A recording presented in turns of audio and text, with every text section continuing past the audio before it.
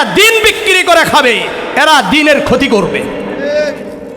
আজকে আমরা সমাজের মধ্যে দেখছি একটা সিট নেওয়ার জন্য, দুটা সিট নেওয়ার জন্য পুরা দিনকে ইসলামী আদর্শকে বিক্রি তারা করছে। এটা লোভ। এই লোভ থেকে আমাদেরকে বেরিয়ে আসতে হবে। এটা অন্তরের আরেকটা রোগ। তৃতীয় নাম্বার আল হাসাদ, হিংসা। কি হিংসা আমাদের ভিতরে আছে কি নাই? আছে। সূরাতুল মাইদার 27 থেকে 30 নম্বর আয়াত আল্লাহ বলেন, ওয়াতলু আলাইহিম নাবা বানাই আদম বিল হক ইয ক্বাররাবা কুরবানান ফাতুকবিলা মিন আহাদিহিমা ওয়া লাম ইয়াতাকাব্বাল মিনাল আখার।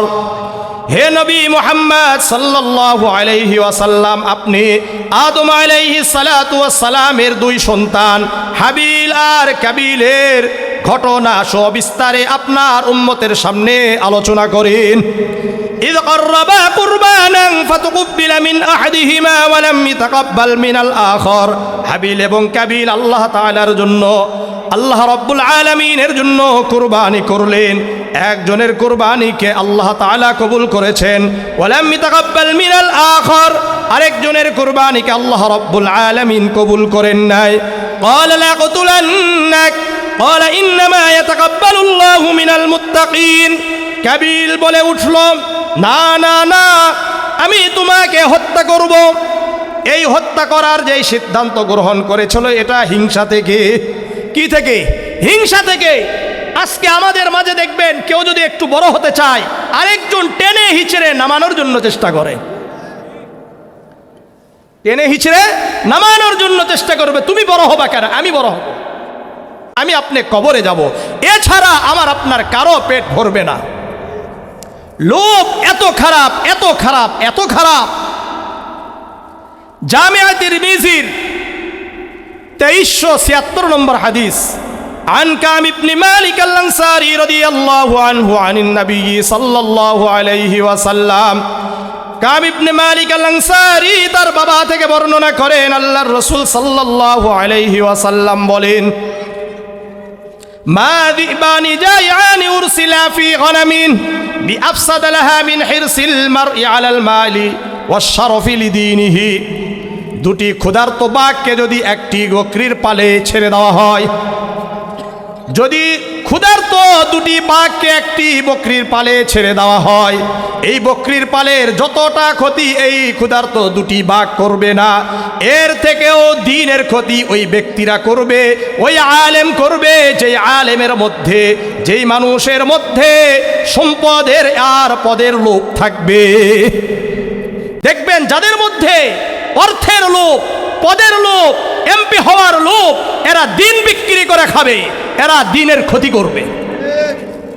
আজকে আমরা সমাজের মধ্যে দেখছি একটা সিট নেওয়ার জন্য, দুটা সিট নেওয়ার জন্য পুরা দিনকে ইসলামী আদর্শকে বিক্রি তারা করছে। এটা লোভ। এই লোভ থেকে আমাদেরকে বেরিয়ে আসতে হবে। এটা অন্তরের আরেকটা রোগ। তৃতীয় নাম্বার আল হাসাদ, হিংসা।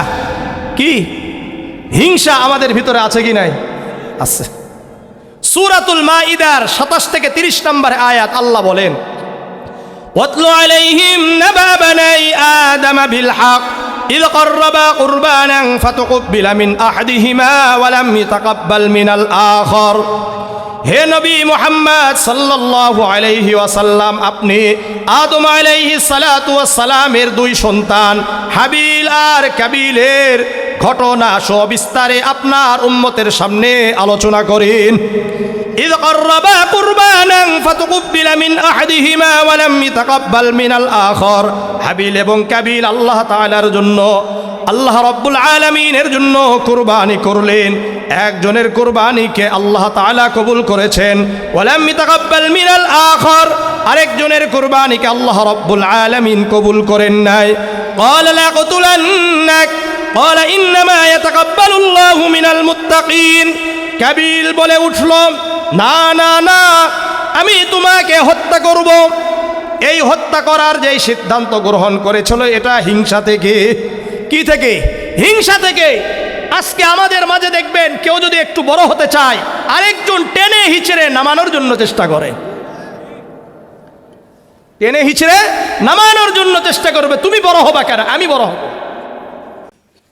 ঠিক তেমনি ভাবে সূরা ইউসুফের 8 নম্বর আয়াত থেকে 15 নম্বর আয়াত, দীর্ঘ আলোচনা।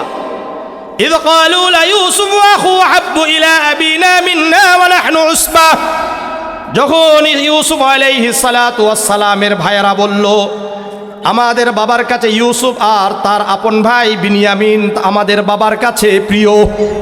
বাবা ইউসুফ আলাইহিস সালাতু ওয়াস সালাম আর বিনিয়ামিনকে বেশি ভালোবাসে। এই কারণেই তারা চিন্তা করেছে যে আমরা যদি ইউসুফকে আমাদের পথ থেকে সরিয়ে দিতে পারি, তাকে হত্যা করি, অথবা এমন একটা জায়গায় তাকে নিক্ষেপ করে আসতে পারি, তাহলে আমাদের বাবা আমাদেরকে বেশি ভালোবাসবে। হিংসা। একটা কথা মনে রাখবেন, কারো উন্নতি দেখে যদি আপনার হিংসা হয়, এর অর্থ হলো আমি আল্লাহর সিদ্ধান্তকে মানতে পারি নাই, এটা আরেকটা শিরক। কারণ আল্লাহ কাউকে উপরে উঠাইতে চান, আপনার সমস্যা হবে কেন? আপনি যদি আল্লাহর সিদ্ধান্ত মেনে নিতে পারতেন, তাহলে তা আপনার আমার হিংসা হওয়ার কথা নয়। এই জন্য হিংসা যদি অন্তরে আসে, এটা থেকে দূরে থাকার জন্য চেষ্টা করতে হবে। সুনানে আবি দাউদের 4903 নম্বর হাদিস, عن أبي هريرة رضي الله تعالى عنه قال قال رسول الله صلى الله عليه وسلم إياكم والحسد فإن الحسد يأكل الحسنات كما تأكل النار الحطب। আবু হুরায়রা রাদিয়াল্লাহু তাআলা আনহু বর্ণনা করেন, আল্লাহর রাসূল সাল্লাল্লাহু আলাইহি ওয়াসাল্লাম বলেন, তোমরা হিংসা থেকে বেঁচে থাকো, কেননা হিংসা তোমাদের আমলগুলোকে এমনভাবে জ্বালিয়ে পুড়িয়ে ছাই করে দিবে, যেমন নাকি আগুন কাষ্ঠকে জ্বালিয়ে পুড়িয়ে ছাই করে দেয়। আমার আপনার সামনে যদি আগুন আর কাষ্ঠকে এক জায়গায় রাখা হয়, তাহলে এই আগুন কাষ্ঠকে জ্বালিয়ে দিবে কি দিবে না? ঠিক তেমনিভাবে আমার আপনার অন্তরের মধ্যে যদি হিংসা থাকে, তাহলে আমার আপনার আমল একেবারে নষ্ট হয়ে যাবে, আমার আপনার আমল ছাই হয়ে যাবে, ধ্বংস হয়ে যাবে। এই জন্য অন্তরের ভিতরে কোনোভাবে যেন হিংসা না থাকে। রসুল কি বলেন জানেন? তোমার সকাল এবং সন্ধ্যা যেন যদি হিংসা মুক্ত যদি হতে পারো, তাহলে তুমি জান্নাতে আমার সাথে থাকবা। জামিআ তিরমিজির 2678 নম্বর হাদিস, عن أنس بن مالك رضي الله تعالى عنه قال قال لي رسول الله صلى الله عليه وسلم يا بني। আনাস ইবনে মালিক রাদিয়াল্লাহু তাআলা আনহু বর্ণনা করেন, আল্লাহর রাসূল সাল্লাল্লাহু আলাইহি ওয়াসাল্লাম আমাকে সম্বোধন করে বললেন, হে বৎস শোনো, ইন কদারতা আন তুসবিহা ওয়া তুমসি লাইসা ফি কলবিকা গিশুন লিআহাদিন ফাফআল। তুমি যদি সকাল সন্ধ্যায় এমনভাবে অতিবাহিত করতে পারো, তোমার অন্তরে কোনো হিংসা বিদ্বেষ থাকবে না, তাহলে তুমি এমনভাবে সকাল সন্ধ্যা অতিবাহিত করো, তোমার সকাল যখন হবে, তোমার অন্তরে কারো ব্যাপারে হিংসা থাকবে না, বিদ্বেষ থাকবে না। সন্ধ্যায় কারো ব্যাপারে তোমার অন্তরে হিংসা বিদ্বেষ থাকবে না, তাহলে তুমি এমনভাবে তোমার জীবনকে পরিচালনা করো। ইয়া বুনাইয়া। আবার আল্লাহর রাসূল আনাস ইবনে মালিককে বললেন, হে আমার বৎস শোনো, ওয়াযালিকা মিন সুন্নতি, এই সকাল সন্ধ্যা হিংসা মুক্ত থাকা এটা আমার সুন্নত, এটা আমার আদর্শ। ওয়াযালিকা মিন সুন্নতি ওয়া মান আহইয়া সুন্নতি ফাকাদ আহাব্বানি, যে ব্যক্তি আমার এই সুন্নতকে, এই সুন্নত মানে সকাল সন্ধ্যায় হিংসা মুক্ত জীবন কাটানো, আমার এই সুন্নতকে যে কি করলো, জিন্দা করলো, নিজের জীবনে বাস্তবায়ন করলো, এই ব্যক্তি আমাকে ভালোবাসলো। ওমান আহাব্বানি কানা মাই ফিল জান্নাহ, আর এই সুন্নত প্রতিষ্ঠার মাধ্যমে আমাকে যে ভালোবাসে, এই ব্যক্তি আমার সাথে জান্নাতে থাকবে। আল্লাহ রসুলের সাথে জান্নাতে থাকার আমল এটা। কয়টা রোগ গেল? 3টা। 1 নম্বর অহংকার, 2 নম্বর লোভ, 3 নম্বর হিংসা, 4 নম্বর রিয়া, লোক দেখানো আমল, যেটা আমাদের বেশি।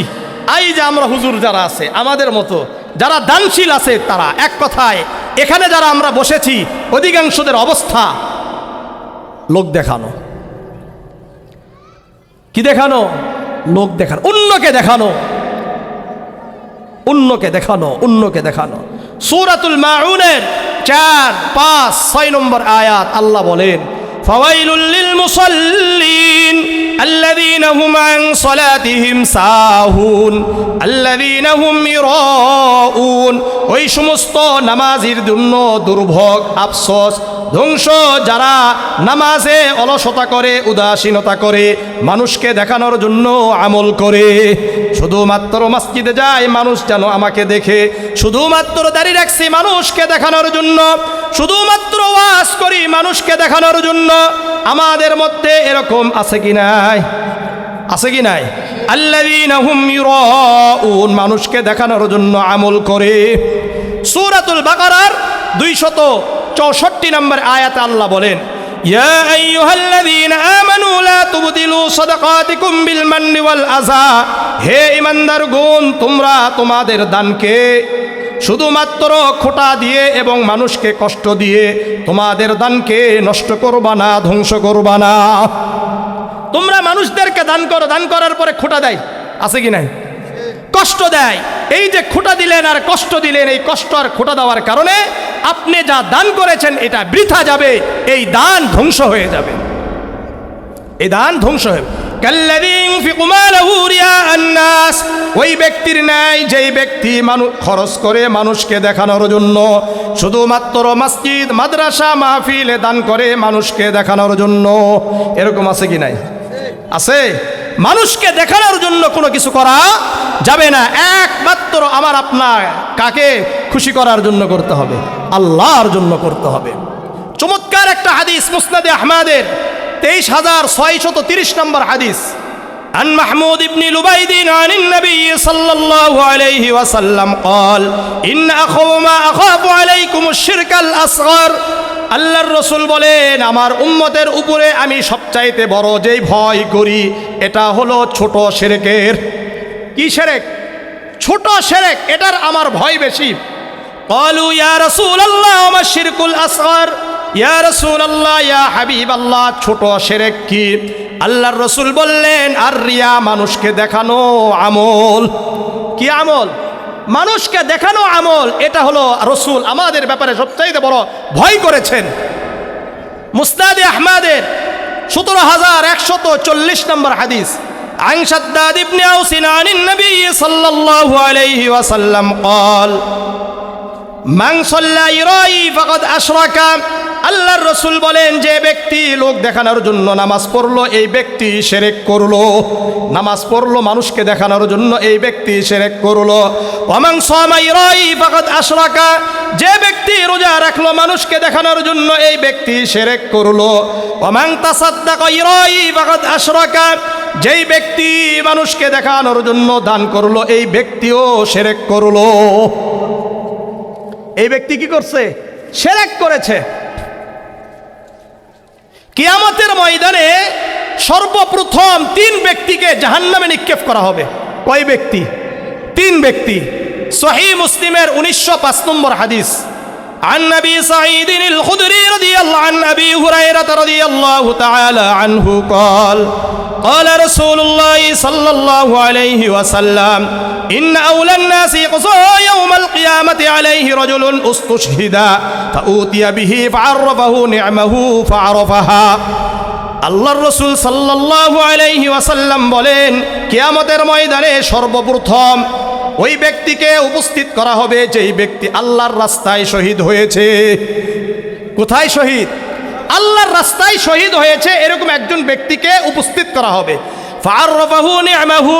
আল্লাহ রাব্বুল আলামিন ওই ব্যক্তিকে কিয়ামতের ময়দানে সবার সামনে উপস্থিত করে বলবেন, আমি আল্লাহ তোমাকে শক্তি দিয়েছিলাম, আমি আল্লাহ তোমাকে সাহস দিয়েছিলাম, আমি আল্লাহ তোমাকে অর্থ দিয়েছিলাম। এই শক্তি, সাহস, এই তোমাকে যেই শক্তি দিয়েছিলাম এটা কোথায় ব্যয় করেছো?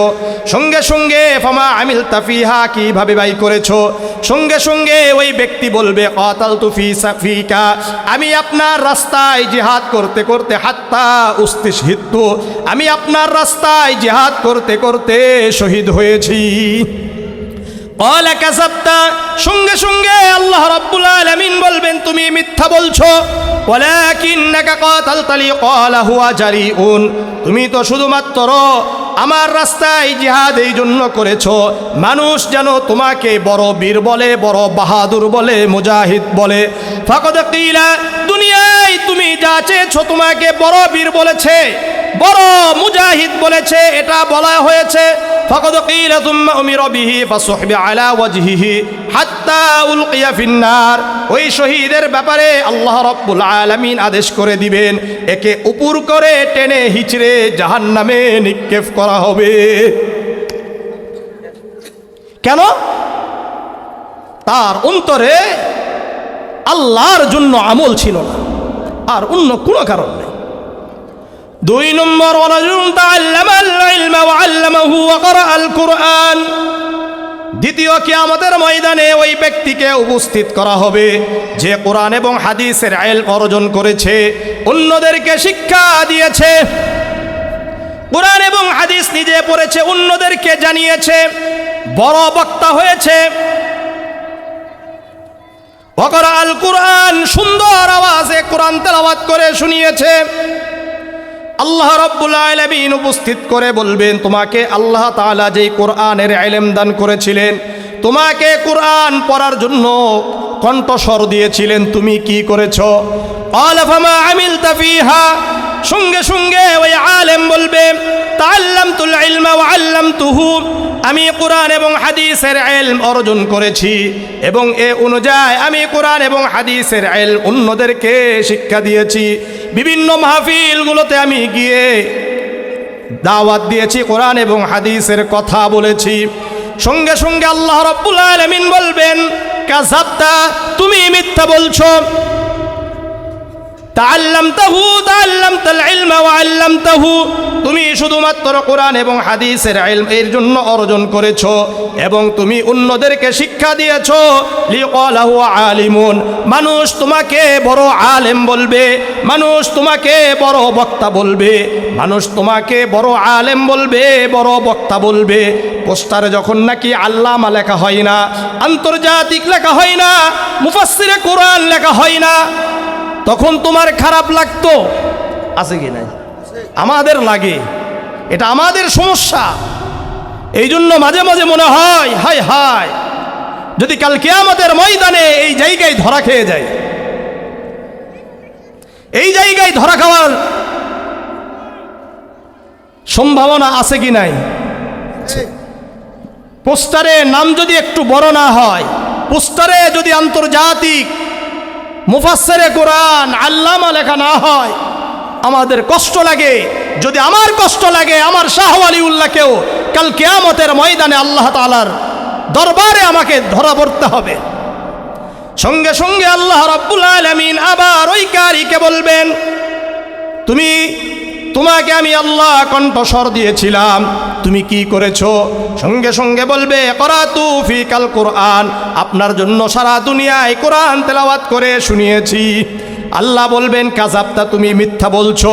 ওয়ালাকিন্নাকা করাতা, বরং তুমি এই জন্য তেলাওয়াত করেছো, লিকালা হুয়া কারিউন, তোমাকে মানুষ বড় কারি বলবে, আন্তর্জাতিক কারি, জাতীয় কারি বলবে, স্বর্ণপদক প্রাপ্তকারী বলবে, এই জন্য করেছ। আল্লাহ রাব্বুল আলামিন এই আলেম সম্পর্কে যারা বড় বড় নাম না হলে ভালো লাগতো না, মানুষ যদি নাম, আমাদের অনেক মাহফিলগুলোতে দেখা যায়, মাহফিলগুলোতে দেখবেন লিল্লাহে তাকবীর বলে প্রধান বক্তার আগমন, শুভেচ্ছার স্বাগতম জানাই কি জানাই না?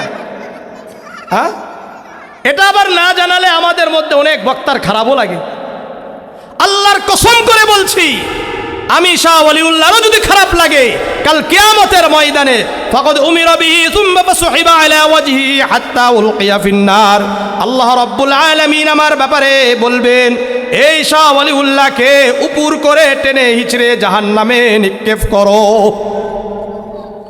আমার মাঝে যদি থাকে, আমারও একই অবস্থা হবে। এই জন্য আমার ইলম, আমার কোরআন তেলাওয়াত সমস্ত কিছু হওয়া দরকার কার জন্য? আল্লাহর জন্য। এখানে আমরা বসেছি কার জন্য? আল্লাহর জন্য। আমি আলোচনা করছি কার জন্য? আল্লাহর জন্য। এই জায়গায় যদি আমরা পরিচ্ছন্ন না হয়, আমার আপনার অন্তর যদি পরিচ্ছন্ন না হয়, কাল কিয়ামতের ময়দানে আমাকে আপনাকে প্রত্যেককেই পাকড়াও করা হবে, জাহান্নামে নিক্ষেপ করা হবে। 3 নম্বর, রাজুলুন ওয়াসাল্লাহু আলাইহি ওয়া আতাহু মিন আসনাফিল মালি কুল্লিহি। আল্লাহ রাব্বুল আলামিন কিয়ামতের ময়দানে তৃতীয় ওই ব্যক্তিকে উপস্থিত করবেন, যেই ব্যক্তিকে আল্লাহ রাব্বুল আলামিন সর্বধরনের সম্পদ দিয়েছিলেন। সর্বধরনের সম্পদ তাকে দিয়েছেন, আল্লাহ রাব্বুল আলামিন তাকে উপস্থিত করবেন। ফাআরফাহু নি'মাহু ফাআরফাহা, তাকে আল্লাহ রাব্বুল আলামিন বলবেন, তোমাকে কলকারখানা দিয়েছিলাম, তোমাকে ব্যবসা বাণিজ্য দিয়েছিলাম, তোমাকে বাড়ি ঘরের মালিক বানিয়েছিলাম। ফামা আমিলতা ফিহা, এই সম্পদ তুমি কি করেছো? সঙ্গে সঙ্গে ওই ব্যক্তি বলবে, মা তারাকতু মিন সাবিলিন তুহিব্বু আন ইউনফাকা ফিহা, আমি আপনার এমন কোনো রাস্তা নাই যেই জায়গাতে আমি খরচ করি নাই। আমি মাদ্রাসায় দান করেছি, মসজিদে দান করেছি, মাহফিলে দান করেছি, ইয়তিমখানা হসপিটালগুলোতে দান করেছি, অর্থাৎ সব জায়গায় দান করেছি। আল্লাহ রাব্বুল আলামিন বলবেন, কাযাবতা, তুমি মিথ্যা বলছো। ওয়ালাকিন্নাকা ফাআলতা, তুমি তো শুধুমাত্র এই জন্য খরচ করেছো, অন্যকে দান করেছো। লিয়ুকালা হুয়া জাওয়াদুন, তোমাকে দানশীল বলবে, তোমাকে তো বলবে বিশাল দানশীল। এটা তো বলাই হয়েছে, ফাকাদ কিলা সুম্মা উমিরা বিহি ফাসুহিবা আলা ওয়াজহি হাত্তা উলকিয়া ফিন্নার। এদের ব্যাপারে, এই দানশীলের ব্যাপারেও আদেশ করা হবে, তাকে উপর করে জাহান্নামে নিক্ষেপ করো।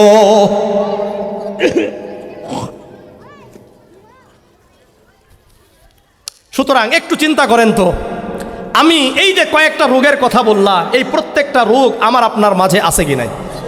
আছে। তাহলে এই রোগ থেকে বাঁচার দরকার আছে কি নাই? এই রোগ থেকে বাঁচা দরকার আছে। আমাদের আরেকটা রোগ, রাগ। কি বলেন তো? রাগ। এই রাগ আমার আপনার কে জাহান্নামে নিক্ষেপ করবে। আল মুজামুল আওসাতের 6654 নম্বর হাদিস, আন নবী দারদা রাদিয়াল্লাহু তাআলা আনহু قال قال رجل يا رسول الله دلني على عمل يدخلني الجنة। আবু দারদা রাদিয়াল্লাহু তাআলা আনহু বর্ণনা করেন, একজন ব্যক্তি আল্লাহর রাসূল সাল্লাল্লাহু আলাইহি ওয়াসাল্লামের কাছে এসে বললেন, ইয়া রাসূলুল্লাহ, ইয়া হাবিবাল্লাহ, আমাকে এমন একটা আমলের কথা বলে দেন যে আমল করলে আমাকে ওই আমলটাই জান্নাতে প্রবেশ করিয়ে দিবে। এমন একটা আমলের কথা বলেন যে আমল করলে ওই আমলটাই আমাকে জান্নাতে প্রবেশ করে দিবে। ক্বালা লা তাগদাব, আল্লাহর রাসূল বললেন, রাগান্বিত হয়ো না, রাগ করো না।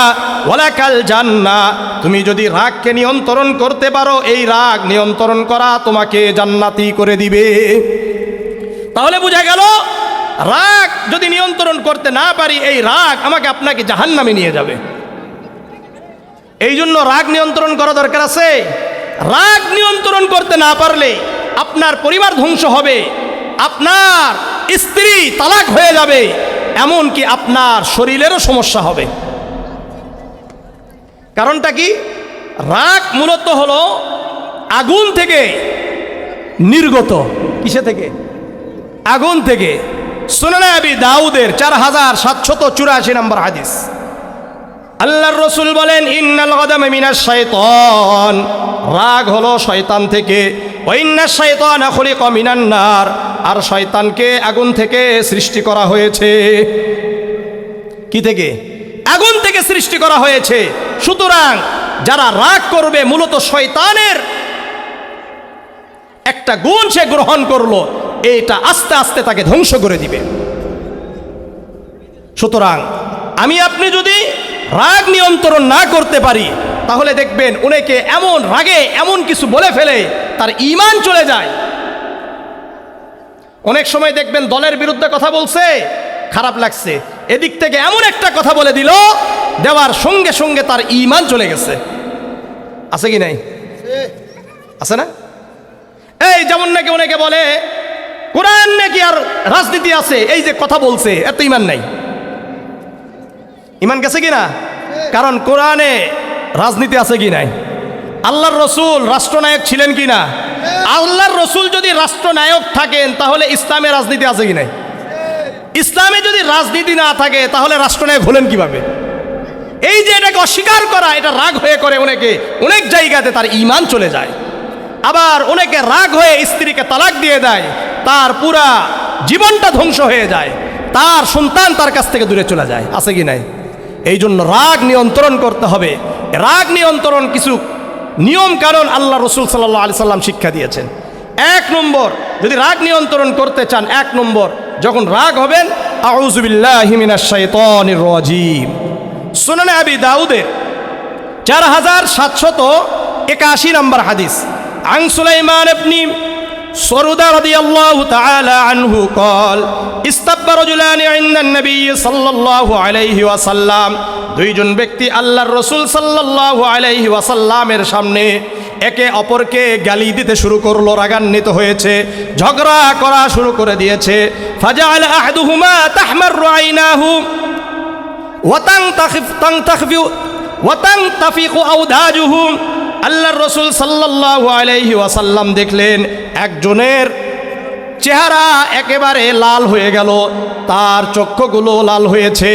ওয়াতানতাফিকু আওদাজুহু, তার রগগুলো খাড়া হয়ে গেছে, তার রগগুলো ফুলে গেছে। মানুষ যখন রাগ হয় তার এই রগগুলো কি হয়? ফুলে কি ফুলে না? فقال رسول الله صلى الله عليه وسلم إني لأعرف كلمتان। আল্লাহর রাসূল বলেন, আমি এমন একটা কালেমা জানি, লাউ ক্বালা হাযা, যে ব্যক্তি এই কালেমা পাঠ করবে অবশ্যই তার রাগ চলে যাবে। ওই কালেমা কি? আল্লাহর রাসূল শিক্ষা দিলেন, আউযু বিল্লাহি মিনাশ শাইতানির রাজীম। 2 নম্বর ওযু করা। 2 নম্বর কি করা? ওযু করা অথবা গোসল করা। সুনান আবি দাউদের 4784 নম্বর হাদিস, আল্লাহর রাসূল সাল্লাল্লাহু আলাইহি ওয়াসাল্লাম বলেন, ইন্নাল গযবা মিনাশ শাইতান, রাগ হলো শয়তান থেকে। ওয়া ইন্নাশ শাইতানা খুলিকা মিনান নার, আর শয়তানের সৃষ্টি আগুন থেকে। ওয়া ইন্নামা তুতফাউন নারু বিল মাই, আর আগুনকে নিবানো হয় পানি দিয়ে। ফাইদা গদিবা আহাদুকুম ফালইতাওয়াজ্জা, সুতরাং তোমাদের মধ্যে কেউ যদি রাগ হয় সে যেন ওযু করে নেয়। কি করবে? ওযু করবে। ওযুতে না হলে গোসল করবে, দেখবেন তার রাগ ঠান্ডা হয়ে যাবে। 3 নম্বর, চুপ থাকা। স্ত্রী রাগ হয়েছে, স্বামী যদি চুপ থাকতে পারে, স্বামী যদি রাগ হয় স্ত্রী চুপ থাকতে পারে, তাহলে সমস্যা নেই।